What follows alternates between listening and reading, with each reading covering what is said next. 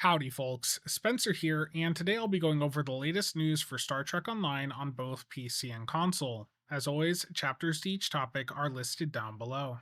First up, the winter event is now live on all platforms, and while the Eleos itself is not the most appealing ship to veteran players, the console from it is insanely good and makes the ship well worth playing the event for, even if you never intend to fly the ship itself. The tooltip for this console is shown on the right side of the screen, and I will be covering it extensively in an upcoming video. And I also want to quickly note for the Eleos itself that the stats blog for it was wrong. Both the Lieutenant and Ensign Bridge Officer seats on it are in fact universal. Next up, following a one-day delay, PlayStation users had a lengthy patch on Wednesday which brought with it the 2024 Winter Event, Grand Negus Giveaway, and the Muds Bundle Sale. Up on screen are some pictures I received from Joe and STO, verifying everything is live over there. And as for the last day, PlayStation users will have their winter event extended to make up for that lost day. Next up, all platforms have a 15% key sale with a return of the 20 keyring bundle and a 20% Lobi sale up alongside the introduction of the Obena to the Infinity Lockbox on PC and the Ariori Juggernaut to the Infinity Lockbox over on console. The key sale is running through December 14th, and the 20% Lobi sale through December 9th. And for console players wondering when they'll be getting the Obena, it will be arriving over there next year on January 15th. And for the Obena, according to Thomas, it is supposed to be kit bashable with the Excelsior 2, but due to a bug with the initial release, the Obena options are not present in the Tailor. This will be fixed in a future patch. And it turns out we didn't have to wait long for the Obena fix to be pushed live. The patch today on Friday, December 6th will be fixing the Obena issues in the Tailor, along with fixing the telepathic outburst issue with the Anar Ushan Torse Psi Blades from the winter event. Next up, former STO community manager Mike Fatum has started streaming on his personal Twitch and YouTube accounts following his departure from Cryptic Studios last month. In his first stream this Monday, he played STO and answered some topics that he wasn't previously able to respond to. I have a handful of clips to play for y'all, but if you want to check out the full stream, I'll include a link to the Twitch and YouTube VODs down below in the description and pinned comment. But before I get into those, on screen is his stream schedule for those interested. It sounds like he'll be streaming STO each Monday. Links to both his Twitch and YouTube are also down below for those interested. The first highlight is this comment from Borticus in the Twitch chat regarding Phoenix store updates.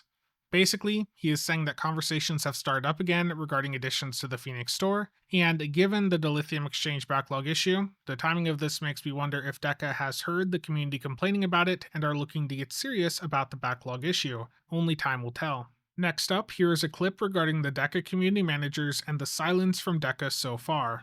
Good. Some of you know Pharaoh already. It's Manny. He's over in Amsterdam doing his best. There's also two new DECA community managers that are already hired and already working. There's just some legal issues why they can't talk to you yet, and I don't think I can say what those legal issues are. But they're legally not able to talk to y'all yet. I have been told by both of them that they want to start streaming again as soon as they can, so that would be cool.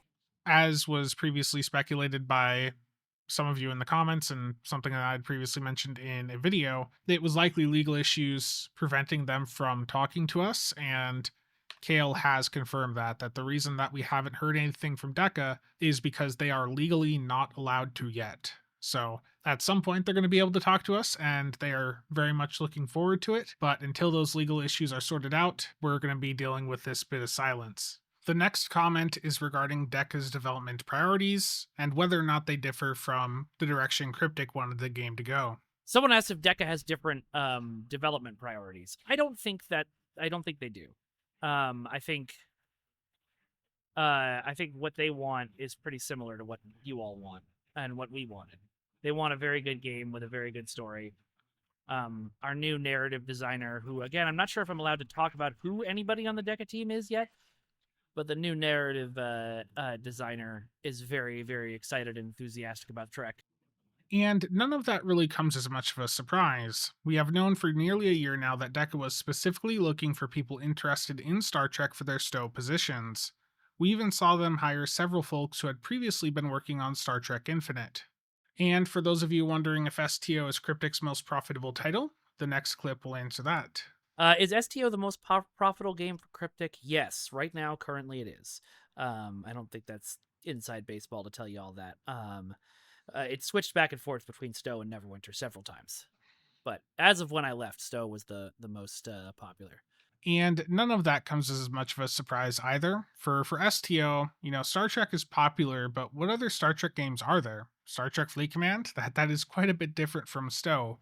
For STO, it's such a unique game. There's nothing out there like it. For Neverwinter, Dungeons and Dragons has a ton of games that people can go and play. So there is competition there. And for Champions, there's competition for that as well. So given the 3 games Cryptic has and the competition out there for each of them, it makes sense that STO would be the most profitable for them, because for Star Trek fans, there really isn't anywhere else to go. And the next clip is regarding lockboxes, which is how STO is able to be so profitable. As I said many times on 10 Forward Weekly, if we didn't have lockboxes, STO would shut down. And that's true. We needed ways for the game to make money. Y'all wanted to buy ships.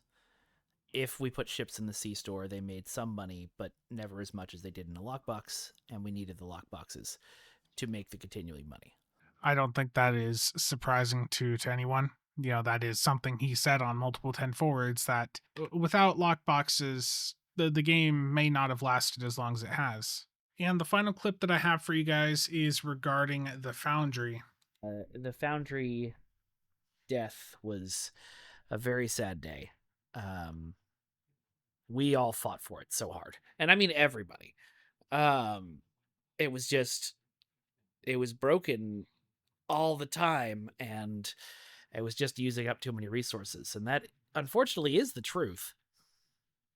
I wish I could say, now that I've left, I can tell you the real story, but that is the real story. So for those of you also hoping for the Foundry to return, I think with how broken it is and how many years it's been since it was last even being worked on, I just don't think that's in the picture at all. So I know the Foundry was a big thing for a lot of people. I enjoyed it quite a bit myself, but it just ate up too much time, and I just don't see it being feasible for the new company stepping in to have the time to go and bring back such a big project. So unfortunately, I think the Foundry is gone for good. And those are the clips that I had for you guys. There were a few other topics discussed on the stream that may be of interest to some of you. So again, I'll have that linked down below if you're interested. And if you want to ask him questions, just stop by his stream and ask. But keep in mind, he no longer works at Cryptic and can't do anything about your bugs or request for X thing to be in the game. And the final topic for today is regarding OSCR. There's 2 things for it. The first is that there's a new update, and you can now parse and upload the Winter Wonderland TFO. So if you're interested in that, that's something you can play around with. And the second thing is over in the Builds Discord in the DPS League Feedback and Concerns channel. This is pinned in there, and it is a poll regarding what the combat time requirements should be in OSCR moving forward. The combat time requirements represent the percentage of time a player must be in combat compared to the rest of their team in order to have their record accepted to the DPS leaderboards. Historically, most parsers have had between a 90 to 95% requirement, so if you had a run that is 100 seconds long and the requirement is 95%, that would mean that your combat time would need to be at least 95 seconds in order to qualify for your run to upload.